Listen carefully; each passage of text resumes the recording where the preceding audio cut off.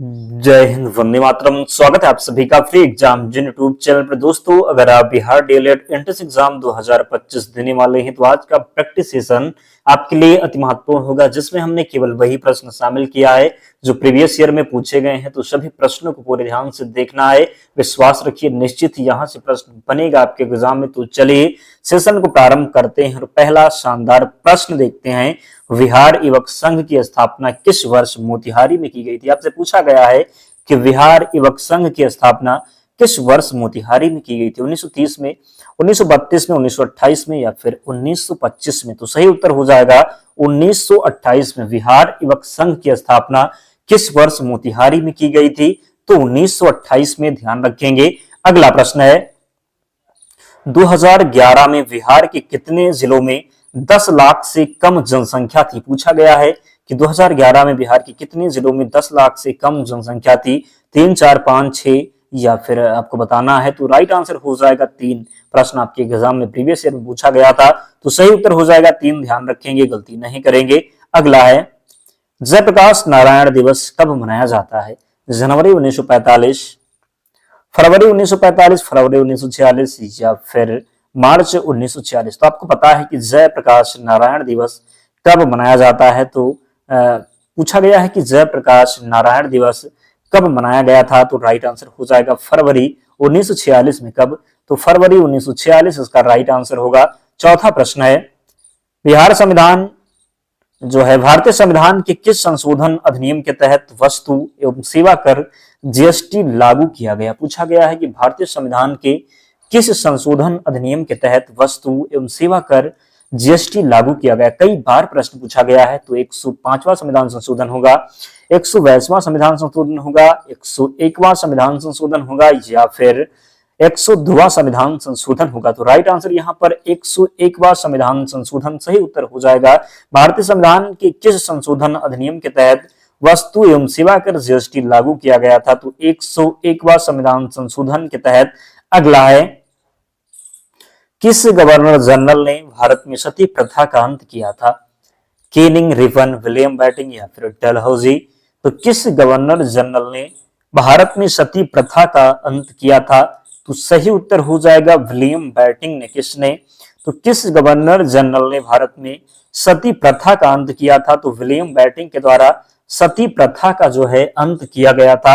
अगला प्रश्न है, निम्नलिखित में से किसे विश्व का चीनी का कटोरा कहा जाता है? निम्नलिखित में से किसे विश्व का चीनी का कटोरा कहा जाता है? हवाई द्वीप को, क्यूबा को, भारत को या फिर दक्षिण अफ्रीका को?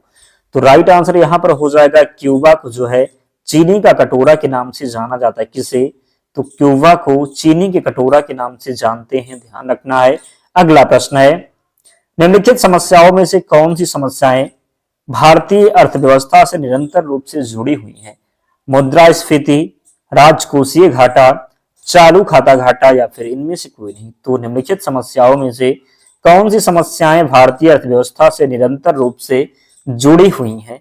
मुद्रास्फीति, राजकोषीय घाटा, चालू घाटा या फिर इनमें से कोई नहीं? तो निम्नलिखित समस्याओं में से कौन सी समस्याएं भारतीय अर्थव्यवस्था से निरंतर रूप से जुड़ी हुई हैं? तो राइट आंसर हो जाएगा मुद्रास्फीति। क्या होगा? तो मुद्रास्फीति सही उत्तर होगा। 8वां प्रश्न है, किस निम्न स्तरीय वस्तु की मांग में वृद्धि उपभोक्ता की आय में रिक्त स्थान दिया हुआ है के साथ होती है? वृद्धि के साथ होती है, गिरावट के साथ होती है या फिर स्थिर के साथ होती है? इनमें से कोई नहीं। तो किसी निम्न स्तरीय वस्तु की मांग में वृद्धि उपभोक्ता की आय में गिरावट के साथ होती है। किसके साथ? तो गिरावट के साथ होती है, ध्यान रखेंगे। अगला प्रश्न है, चंडीगढ़ के रॉक गार्डन का विकास किसने किया था? चंडीगढ़ के रॉक गार्डन का विकास किसने किया था? ताराचंद ने, नेकचंद ने, हिमांशु पारेख या फिर इनमें से कोई नहीं? तो सही उत्तर हो जाएगा क्या? तो नेकचंद ने। चंडीगढ़ के रॉक गार्डन का विकास किसने किया था? तो नेकचंद के द्वारा किया गया था।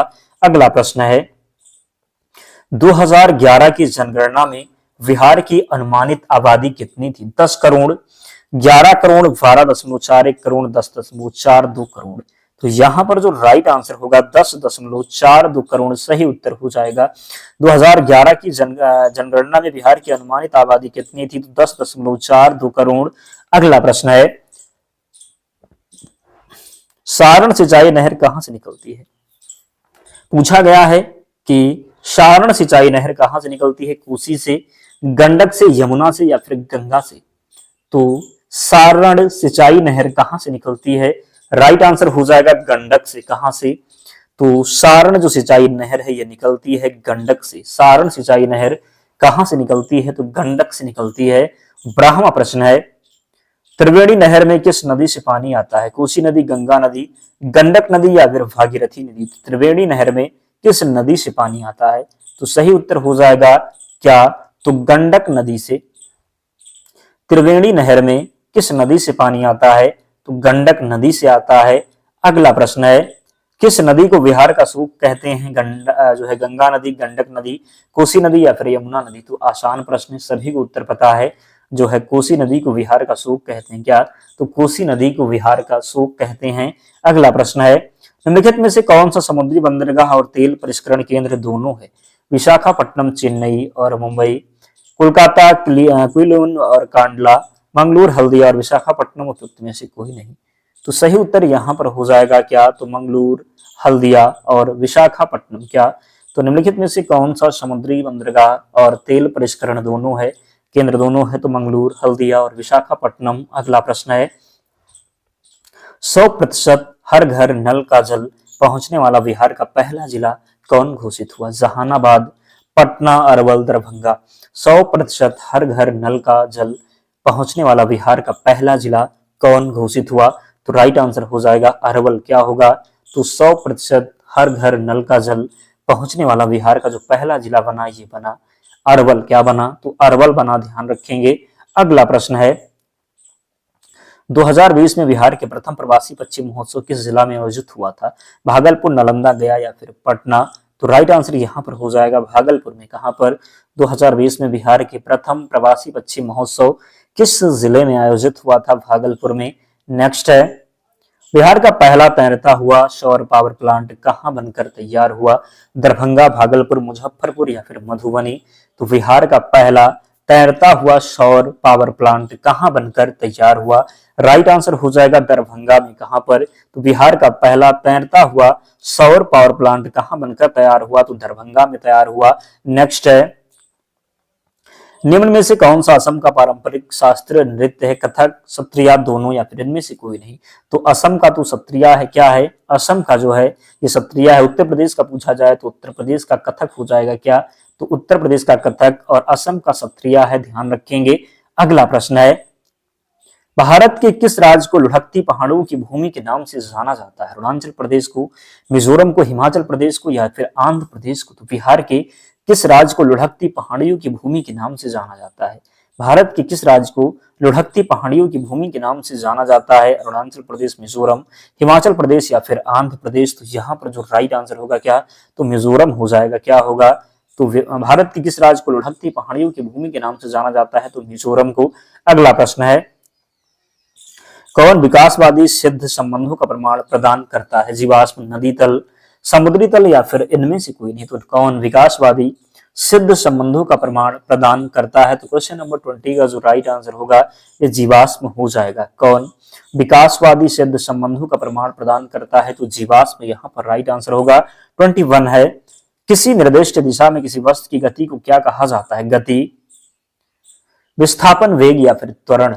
तो किसी निर्दिष्ट दिशा में किसी वस्तु की गति को क्या कहा जाता है? तो वेग कहते हैं। क्या? तो वेग कहते हैं।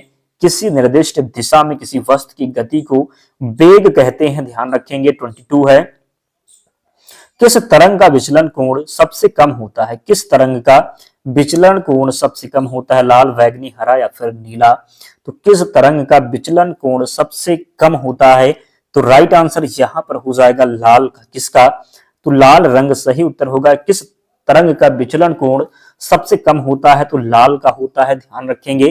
23 है, बिहार के किस जिले में गंगा नदी सबसे लंबी बहती है? समस्तीपुर, दरभंगा, गया या फिर पटना?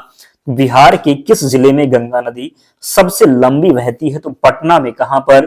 तो पटना में। बिहार के किस जिले में गंगा नदी सबसे लंबी बहती है? तो पटना में सबसे लंबी बहती है गंगा नदी।